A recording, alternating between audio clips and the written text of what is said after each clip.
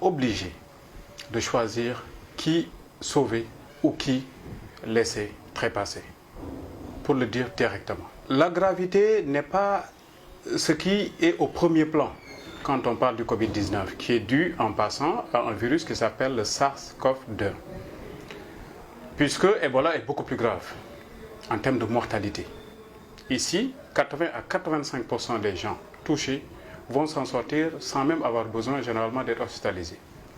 Le problème de fond, c'est que 15% des patients touchés vont devoir être hospitalisés. Et dans les 15%, les 5% en réanimation statistiquement. 15% de 100, c'est gérable, vous me direz. Mais 15% de 1000, ça commence à être difficile. 15% de 10 000, de 100 000, c'est quasiment impossible chez nous. D'où la nécessité pour tout le monde de respecter les mesures édictées par les autorités sanitaires, notamment le ministère de la Santé.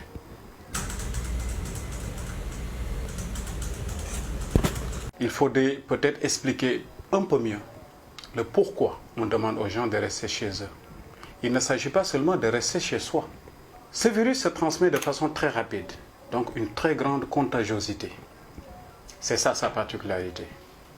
La transmission se fait sous forme de gouttelettes lorsque la personne touchée tousse ou bien lorsque cette personne éternue. Si vous avez à côté quelqu'un qui n'a rien du tout, qui se retrouve à une distance proche, environ moins de 1 mètre, parce qu'on a calculé que les gouttelettes porteuses de ce virus-là, généralement, se retrouvent au sol avant d'atteindre la distance de 1 mètre. Et que le temps de contact demeure suffisant, là, on risque de contaminer son vis-à-vis. On demande aux gens de rester à la maison, pourquoi? Si tout le monde reste chez soi, et que, encore une fois, dans les maisons, les gens respectent la distance réglementaire. Parce qu'il ne s'agit pas de rester à la maison et de faire ce qu'on veut. Quand on sait que dans certaines zones de notre pays, les gens se retrouvent à plusieurs dans une maison. Si les gens ne respectent pas la distance de 1 mètre minimal d'une personne à l'autre et les mesures d'hygiène, on va y revenir tout à l'heure, qu'est-ce qui va se passer? C'est de micro-foyers qui vont se développer un peu partout. On pense avoir réglé le problème, mais c'est d'autres foyers qui vont se réveiller. Donc il faut que les gens respectent ces mesures. Si tout le monde respecte ces mesures, qu'est-ce qui va se passer? Le virus en soi se bat contre notre système immunitaire dans l'organisme. Dans la majorité des cas, c'est le système immunitaire qui gagne le combat et qui élimine le virus. Donc si tout le monde reste à la maison, qu'est-ce qui va se passer? Et qu'il respecte les distances.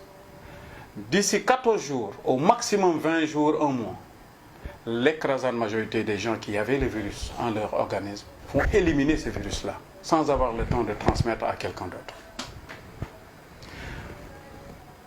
Il peut y avoir des gens, parmi ces gens touchés, qui soient fragiles ou fragilisés, avec un système immunitaire affaibli par certains traitements, ou bien les personnes âgées, les diabétiques, les grabataires, ainsi de suite. Ces gens-là ne pourront pas combattre le virus et gagner raisonnablement sans aide. Ils vont souffrir de par le virus. On va appeler les services concernés qui vont venir les récupérer et les amener en hospitalisation et les prendre en charge. Si c'est fait de façon sécure, ils n'auront pas le temps de contaminer quelqu'un d'autre. Ce n'est que par ce moyen qu'on va réduire la masse critique des gens touchés. Maintenant, il faut aider par rapport à tout cela. Donc à ces gens qui sont obligés de sortir, on va dire quoi? Sortez certes, mais respectez la distance réglementaire vis-à-vis de qui que ce soit. Que ce soit dans la famille, que ce soit dans la rue, que ce soit vis-à-vis des enfants, ainsi de suite. Première des mesures. Le virus ne va jamais se lever, s'envoler et venir vous contaminer.